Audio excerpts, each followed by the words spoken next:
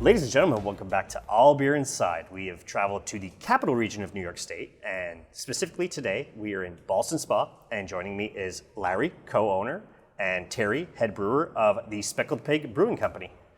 Gentlemen, thank you very much for stepping up and letting us interview you today about the Speckled Pig and all the deliciousness and that tasty looking thing in the background as well. We'll get to that. Once again, thank you. You also brought me some tasty looking beers here to try. Yep. Let's start with one of them. What I got here? That's going to be our Summer Fling. It's a New England IPA that we limited release. That's one that Terry brews. We give him pretty much artistic control of one of the tap lines and let him brew whatever he feels like brewing. Awesome. So usually it's in New England. As we do, a toast. Also what I'm drinking. Wow, that's nice, clean. Is that like a pineapple-ish grapefruit? Yeah. Yeah. Mm-hmm. What else is there? Mango in that too? I believe so, yes. Yep. Wow. Light crush, 6%-ish? That one's light. It's 5.3. 5.3. That's rare for New England. Yep. We wanted to make a little bit more of a session. I would crush a bunch of those. It's hard to reel Terry in. He's always trying to make 10%ers, and this is a struggle we have. I'm happy now I got to make the big beer. Awesome. So Larry, what led to the creation of the Speckled Pig? I mean, from what I read, it's two families get together, buy a 1930s dress factory in Ballston Spa, and let's make it a brewery. Well, something like that. My wife and I decided we wanted to open a brewery and just go for it. And we ended up meeting up with our partners, Kelly Elliott. She's a local realtor, and we reached out to her to show us properties in Ballston Spa. We thought this area was really ripe for a brewery. We had looked at other locations and settled on Ballston Spa after coming here and drinking in town, going out to dinner in town. And we reached out to Kelly to show us some properties, and coincidentally, her and her husband and her son RJ had just bought this building about a year and a half earlier, and we're in the middle of like cleaning it out and renovating it and saving it from basically being demoed. That's awesome. Yeah. Beautiful, beautiful place. I mean, thank you. Ballston Spa itself, it feels very like old school and quaint. So adding a more modern brewery in the area is pretty cool. Yeah. And I mean, you do have Real McCoy across the street as I'm assuming friends and competition. So it's nice that your locals will come here and enjoy a beer. Yeah, Terry's actually from Ballston Spa. Okay. He's a native originally. And that's what brought you here, Terry? You finished, I guess, brewing school and then come here, or how did your brewing journey happen? I actually started night kegging at a local brewery. Okay. And then I slowly took over their entire packaging department and ended up installing their canning line, and I ran packaging for them for a couple years, and then I left there to go be a full brewer at ADK. And then left there to go be a full-time brewer at Northlight Brewing Company. Cool. And that's where I was until I came here. Yeah. That's awesome. So ADK is the Adirondack? Yeah. Is that... Lake George. Okay, Lake George, yeah. Mm-hmm. I was thinking, Adirondack, because I was thinking ADK cider up in near Haze. Mm-hmm. That's what I was thinking. Awesome. That's quite the little journey. And did you go to school, or just beer was a passion? No, I did go to school. I was one of the first graduates of the Intro to Craft Brew course at Schenectady Community College, studying under Rich Michaels. Cool. From Fog Alley. Awesome. Mm-hmm. Love it. And Larry, you just pretty good, just give Terry free reign in a sense? Or? Yeah, I started off, I was home brewing for about 5 or 6 years, probably about 5 years before we decided to go into this. Took a leap of faith, and after a few brews in, Terry showed up, and I learned that there was a lot that I didn't know. So after brewing with Terry a few times, I just handed him over the keys and said, you know what, why don't you run with this, and I'll concentrate on other parts of the business. And then you guys just kind of throw ideas at each other. You're like, oh, I want this. And you're like, absolutely. Let's peek that a bit. We constantly go back and forth about different ideas and the beers and stuff like that. We definitely collab on like what we want on the menu. Yeah. As far as because we have a very wide variety. We don't concentrate just on New England IPAs. Like you might see at other places. We try to appeal to a broad audience. Yeah. And I think it's been successful. I mean, I'm seeing 14 taps. Is that right?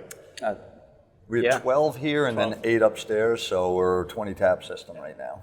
That's wild too, because you're talking about like getting together and doing that leap of faith, and you open a brewery coming out of a worldwide pandemic. Yeah. Like, I'm sure you were already pot committed before. You're like, we're gonna move to a brewery. Problems. Yeah. Let's figure this out, and then I mean, I consider ourselves fortunate that we weren't in, because I know of other breweries that opened like with a month prior to the pandemic, and all of a sudden they were really out of luck. At least we at least were coming out of it, right? So, and we opened our doors in September of 2022, and people were anxious and ready to get out. So it's been good.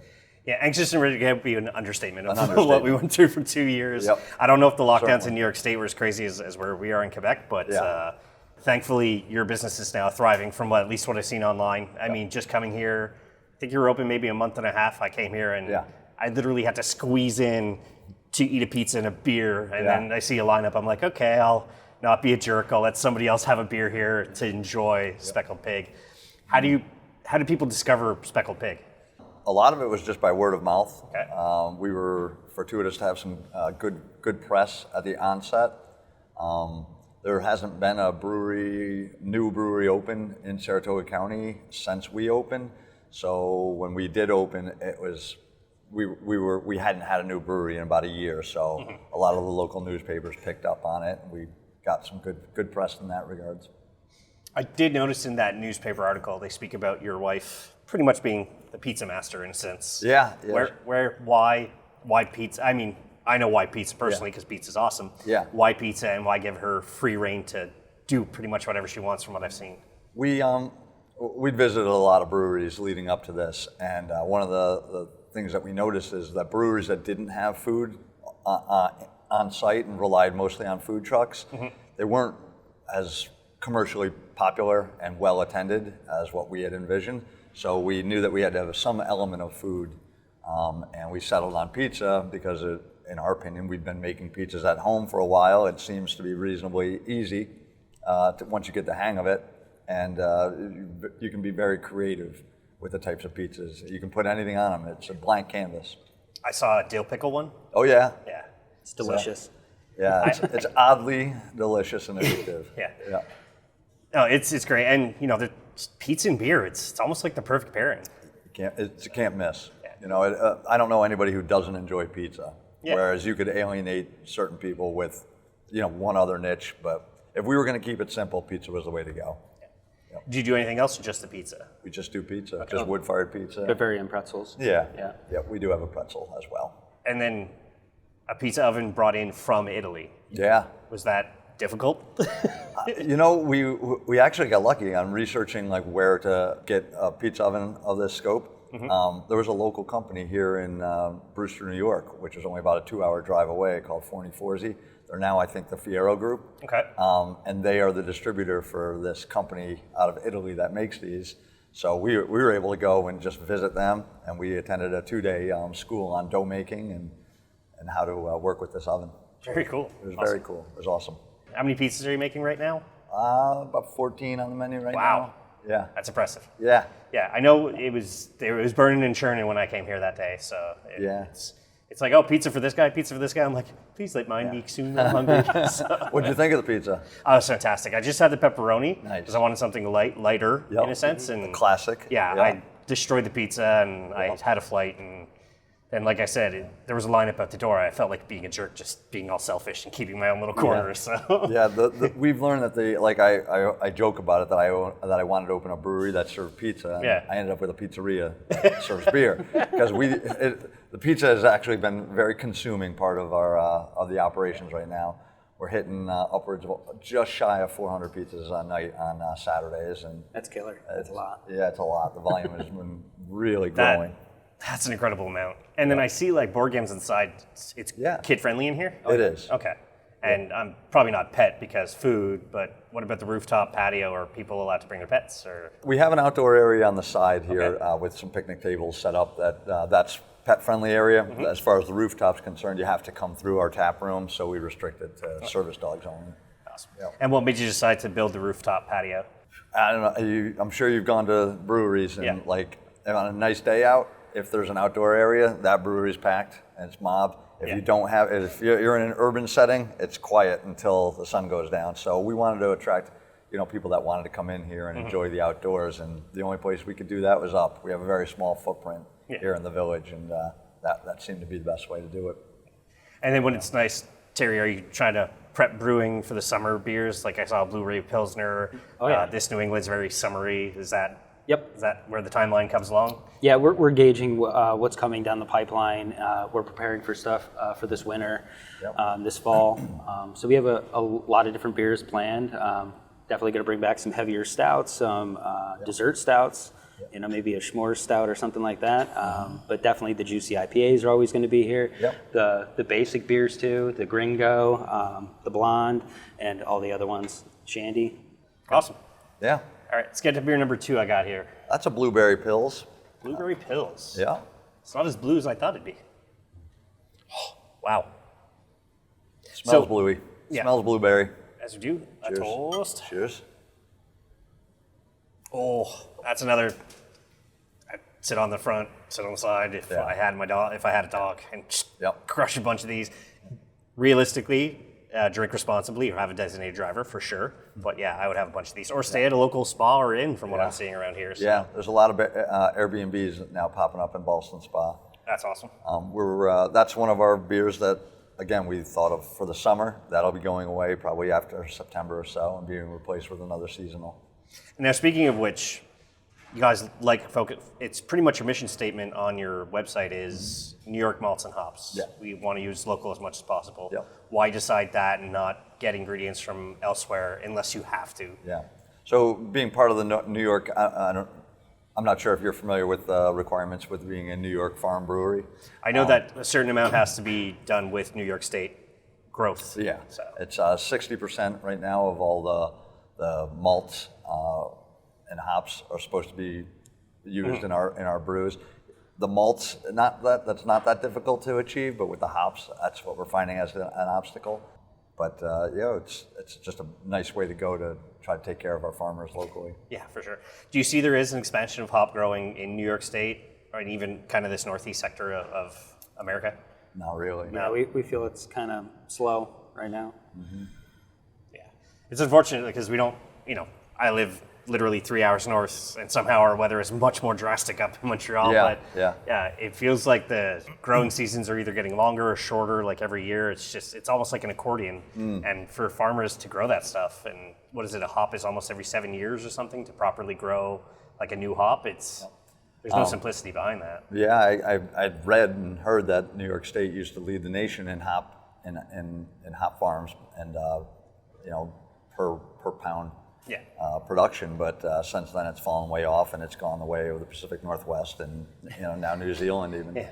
Yeah, from what I've heard, it's local brewers in Montreal are like, we have to pre-register for so many pounds of hops way 3 years earlier or something. So Yeah, a lot of people opt to do hop contracts. We're not large enough that we need to do that yet. Yeah. So, because when we brew, we're talking about, maybe 20 pounds of hops. That's for a bigger. Yeah, bigger that'd be pitches. total for the entire beer, but yeah. And coming up on your 1 year anniversary very soon. By the way, congratulations! That's awesome to hear. Thank you. 1 year. Thank you. That's a big first year. In that first year together, have you found things you've had to tweak or change to make yourselves more acceptable, or bringing in the community a little more? What kind of changes have there been, even to brewing, little tweaks in this first year? Yeah. Capacity, size.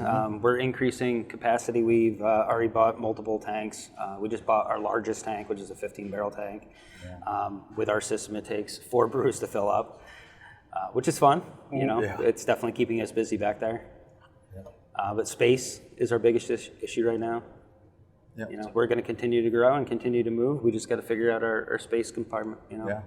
And then, from what I saw, you guys have access downstairs. I'm assuming Yeah. That's come along. That's going to be a private event space that's Nice. being developed right now. Okay. We have our first event scheduled for about 4 weeks from now, so that's going to be a challenge.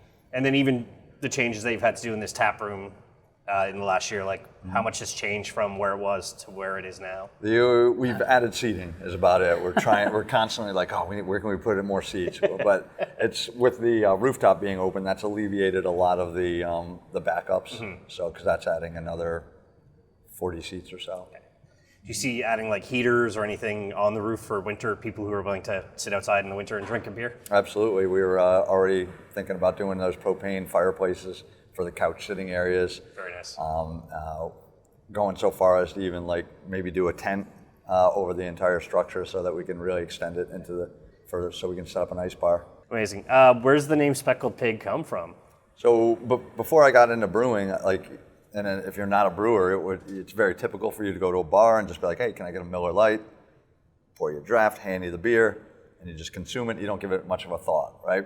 Once I started brewing and and getting these kits sent to you, and you're like, oh wow, this is actual, feels like grain, and then the hops, and it comes, especially if you get whole cone hops, you realize what a link there is to the farm and the connection that you have to the farmers.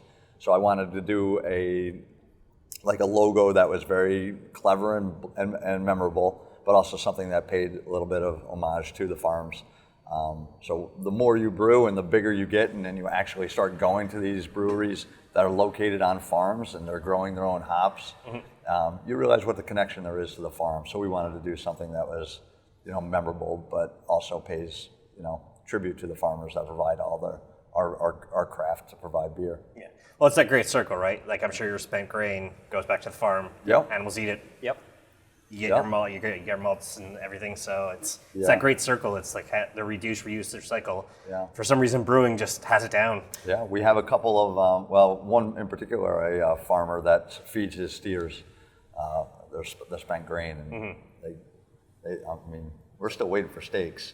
There should be some reciprocity. Speaking of circle, but maybe Terry, you know this. When it comes to like water usage too in the state of New York, how is it? Like, do you have to have a special drainage system to reuse the water, or kind of filter out the bad stuff before it goes into the city? Or? No, our water is actually really good here. Okay. Yeah. And we're hooked up to public utilities, so it's not like we have a septic system, or we are not truly on a farm that where we would have additional requirements, because we're hooked up to the public utilities. Yeah, the New York State laws are weird about you're literally in the middle of a city, but you're a farm brewery. You could be in the middle of Manhattan and be a farm brewery. It's just the commitment to purchase a certain amount of grains from farmers from New York. Awesome. Yeah. All right, I got two more here to try, but what's number 3? That's a coconut stout. That's Okay. also part of our summer series. We got to have a stout on tap for the stout fans, but we're trying to make it more appealing for the season. Oh, it smells delicious. Cheers. That's a roast. Thank you. Ooh, that's the right amount of coconut for me. Yeah, you can overdo it with coconut. Gets away from you quick with the oils of coconut. I've had some bad coconut stouts, but this is on the upper ones that I've had. So. Nice. Oh yeah, it's wow. Mm-hmm. So how are the breweries up in Montreal and Quebec? They're pretty awesome. I mean, there's ones I really, really love. Well, you travel all around, and I'm sure you've hit Vermont, some of the big names in Vermont and Massachusetts. How do they compare? I think I've hit 30 of the 70 breweries in Vermont. New York State, I'm at about 30 as well, because I've traveled to New York City. I've been to Syracuse, so there's a lot of good beer in New York State as well.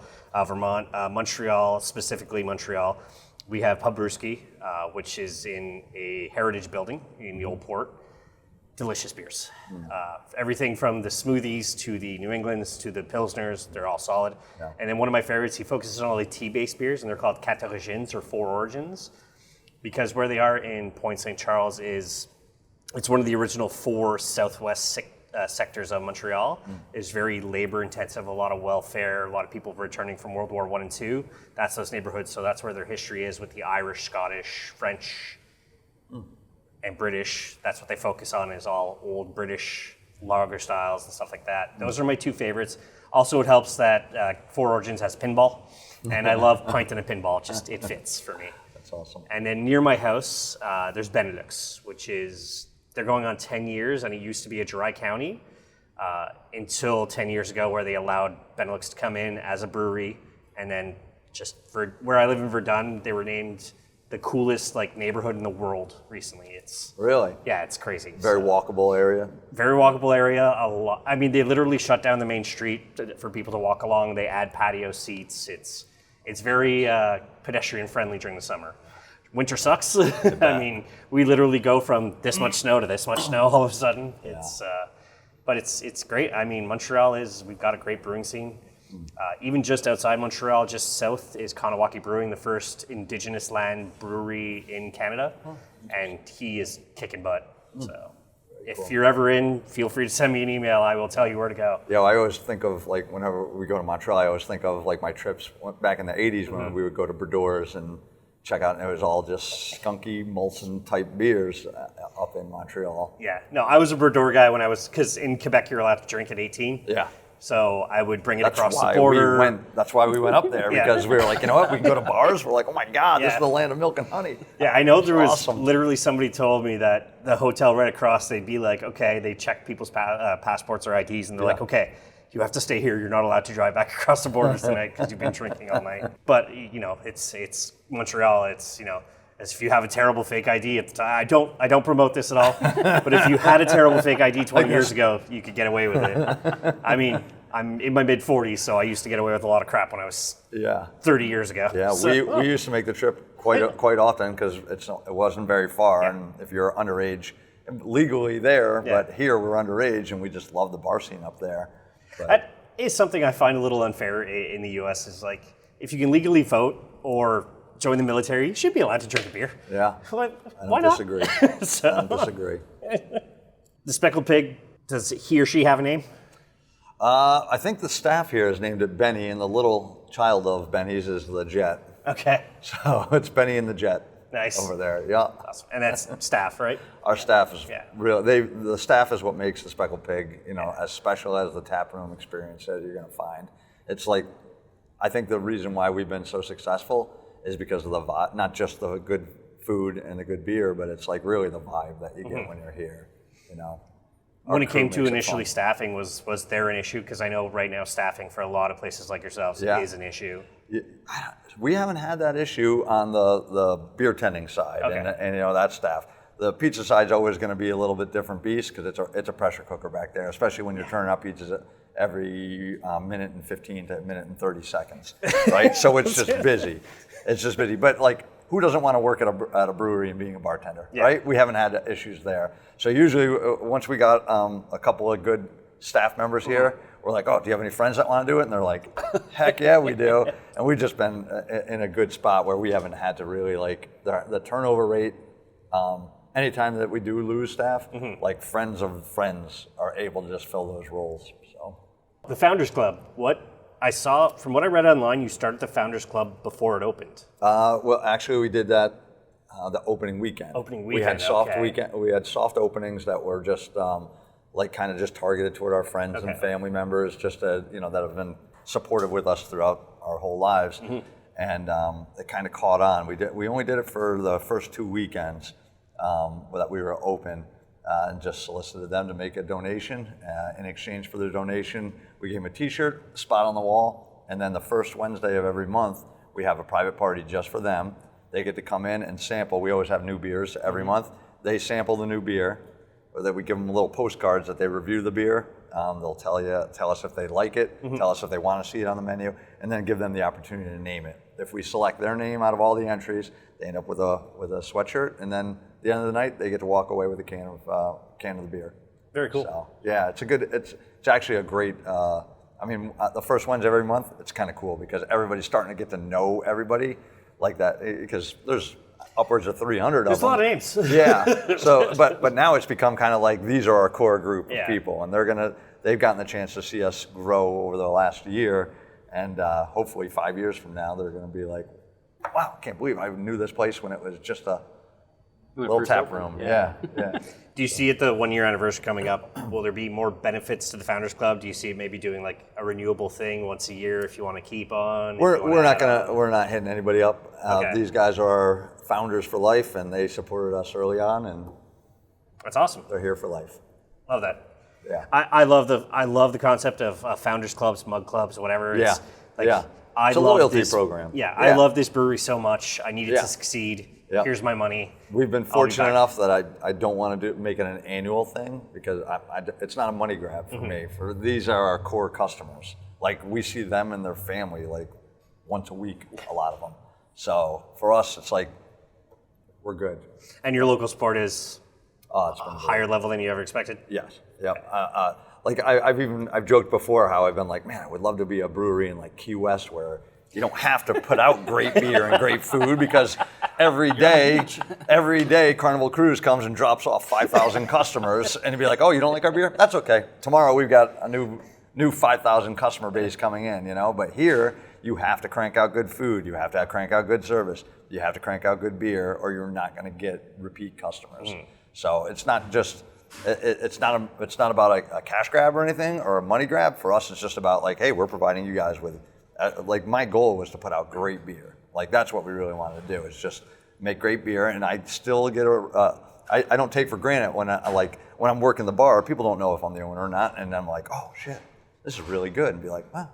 And I still get a kick out of that. I still like hearing that. Let me just do this. No, No, I totally get a kick out of it. I love him telling me, oh my God, this is your best beer yet. Yeah. He's going to tell me that this probably is. every week for the next 3 years, 4 years, whatever long I'm here. This one probably is. Terry, you sound Haze. you're pot committed here from the sound of it. Yeah, so I'm committed here. That's awesome. Yep. And so what I like about the Capital Region is last time I was here, I think April 2022, I got a little booklet that said Capital Region of Craft Beverages. Yeah. Do you find that helps random people like me discover you? There are certain things like that, like the New York State Craft Beer Association puts out that passport or a passport like that, and that definitely, every once in a while you'll see people come in and be like, oh, they're checking in on that app. And then there's also another organization that does a passport, and people do come in and they're like, oh, can I get my stamp? And we hit them up with the stamp. Yeah. So there are there's a lot of organizations out there that are supporting, like yourselves, that are like basically their job, they exist to support craft breweries. If it weren't for that passport, I would have never known about you guys. Well, actually, to be realistic, I would have never known about Real McCoy. Yeah. And then Real McCoy wouldn't have suggested you guys. Oh, that's awesome.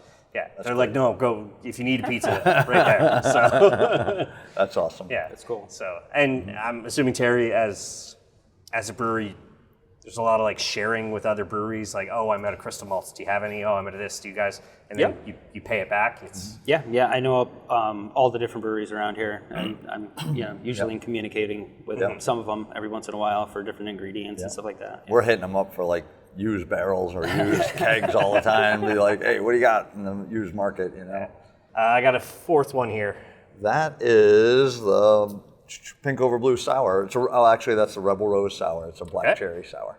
Yep. Ooh. Yeah. Cheers, buddy. Toast.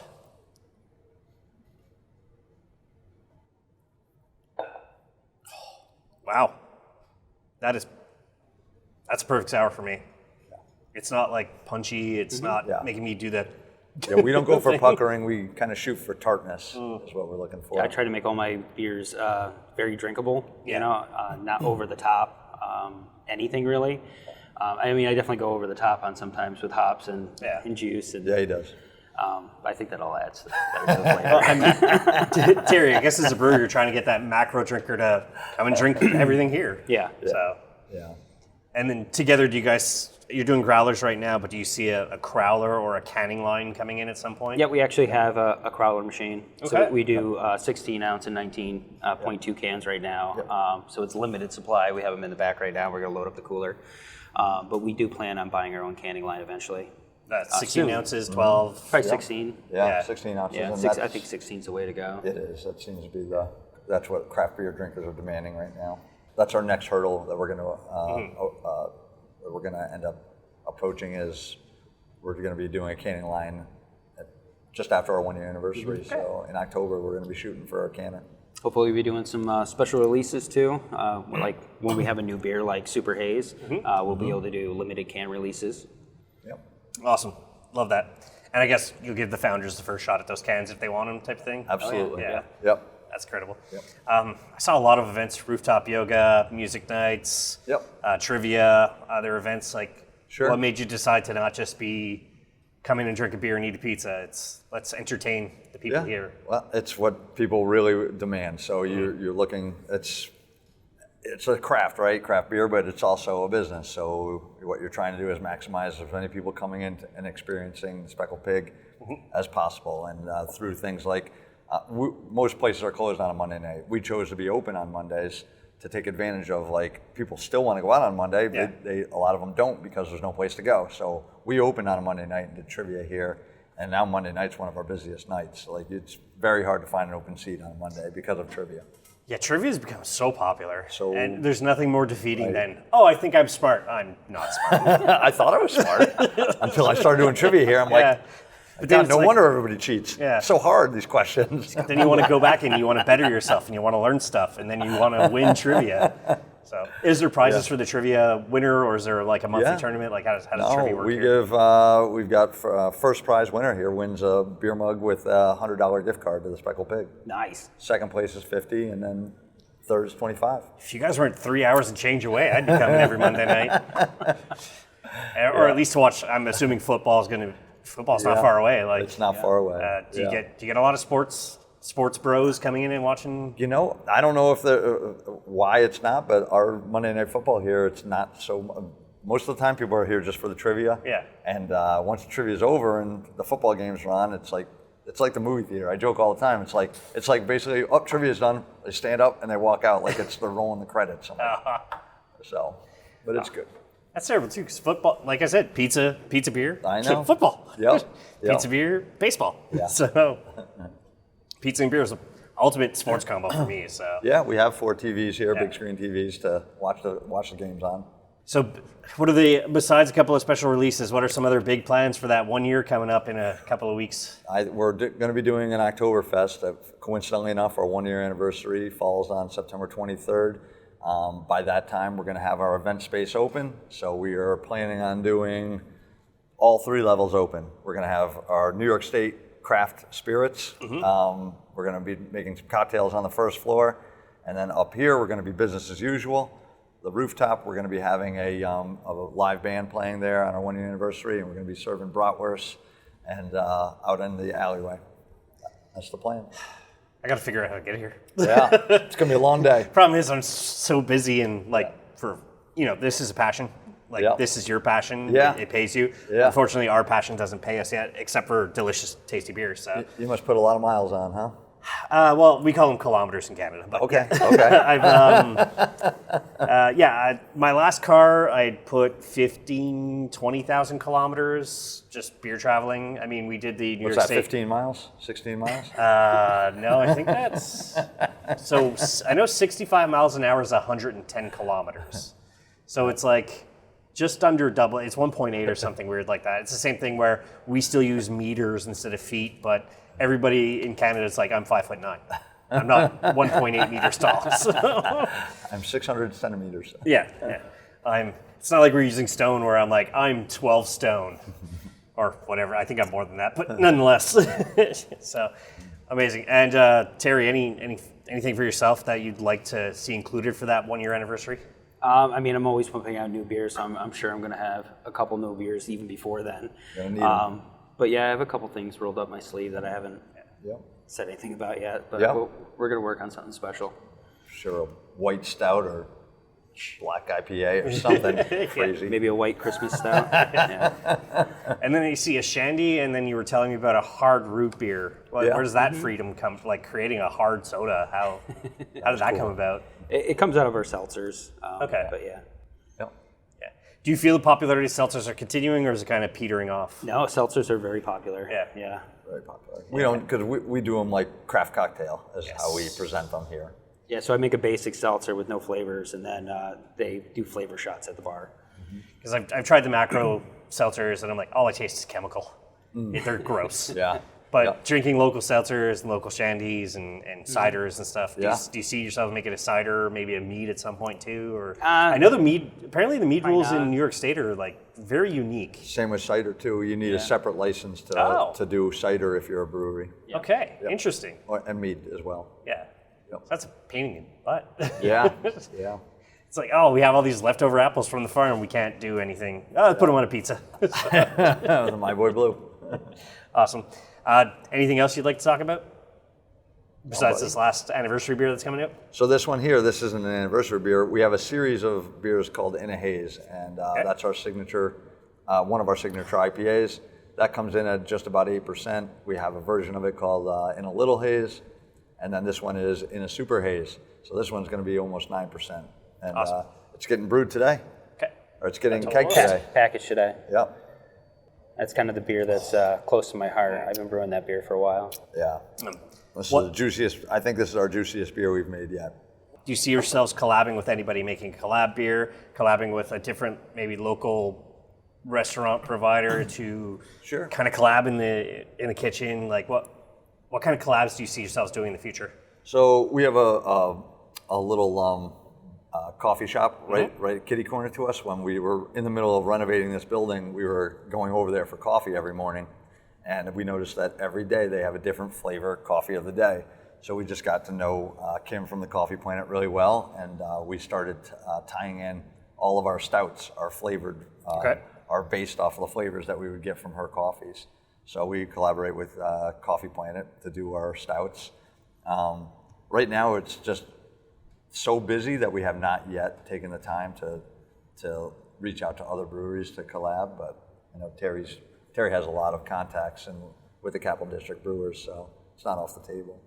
No, we're definitely open to it. Just waiting for that right moment, I guess. Yeah, waiting to catch our breath, honestly. And Terry, yourself, is there like a dream co-brewery collab? No. I mean, I'm kind of open to anything. You know, I mean, I know people at Single Cut, Northway. I mean, up and down. New York, and I'd be open to collab with any of them. A PBR. A PBR. PBR IPA. Can you imagine the possibilities? Is PBR still independent, or are they owned by somebody now? I think. I don't know. Because I know like Anchor. Yeah. Like Anchor was owned by Sapporo, and they're going through their crap right now. Yeah. But so it's Stone. But I assume you just don't see yourself unless somebody came in with like $1 billion. I don't see you doing that. You seem very passionate about this being yours. Until until 500 million or $1 billion comes in. We're just looking to build this brand and build something a little for the future. Cool. Yeah, we have direction. We really want to just concentrate now on getting that canning line up and going, and we have a partnership with a local distributor, Saratoga Eagle, that's been going very well. And right now we're just doing packaged keg beer out to local restaurants. But we're really starting to focus and look forward to that canning line. And who are some of those? So let's say I come here, I grab a pizza, but I also want to experience the area. What are those restaurants where you guys are distributing to? We're in about 51 restaurants right now. But, like locally right here in our backyard, like the Mill has been very supportive. They own the Bentleys and the Rusty Nail. They've been great. They continuously. Rusty Nail. Interesting name. That place is packed. Yeah? Lunch and dinner. It's about 1,200 square feet, I'd say. Every seat taken the entire time. Every seat. That's not a bad thing. Huge outdoor area. Yeah. I mean, you sound like you're incredibly busy. That's not a bad thing to have right now. So especially when you're coming up. Yep. So what's the future for Speckled Pig after that 1 year in Ballston Spa in New York State? Like, where's your future that you see it as yourself? We're gonna try to increase our footprint through distribution at first. There's always the possibility of a second location. We're going to approach that for 2024, and we'll think about it then. And then Terry, for brewing, where do you see the future here? Some crazy, wild experiments, maybe try and create something new? That's what I do every day. We're going to continue to grow. We're planning a bigger system to help me produce beer quicker and just do it more efficiently. And we're just going to figure out our space issue and running out of room right now. I never thought we'd be out of room in this building. We're out of room. Here we are already getting crowded. I mean, it sounds like you're going to balls to the wall, but at the same time, you're keeping it simple at the same time. So it's no need to complicate things. Just keep releasing delicious beers, and people will just keep coming here and having a delicious beer and having a tasty pizza, whatever one of the 14 that you have. It's a lot of choice to come here, so I definitely suggest people check you out. And for those who are trying to find Speckled Pig, where can they find you? We're on the World Wide Web. You can find us at speckledpigbrewery.com. Facebook is more up to date, and they're always doing Facebook and Instagram posts. And what's your physical address for people who are looking for you? We're in downtown Ballston Spa at 11 Washington Street, Ballston Spa, New York. Terry, you want to mention anything else? Or try out our great pizza and great beer. Fantastic. Cheers. So all that's going to be in the show notes. As for us, allbeerinside.com is the website. If you enjoyed the episode, please subscribe, hit the notification bell for all future episodes. Add All Beer Inside us on all social media. And as I say at the end of all episodes, drink craft, not crap. I like that.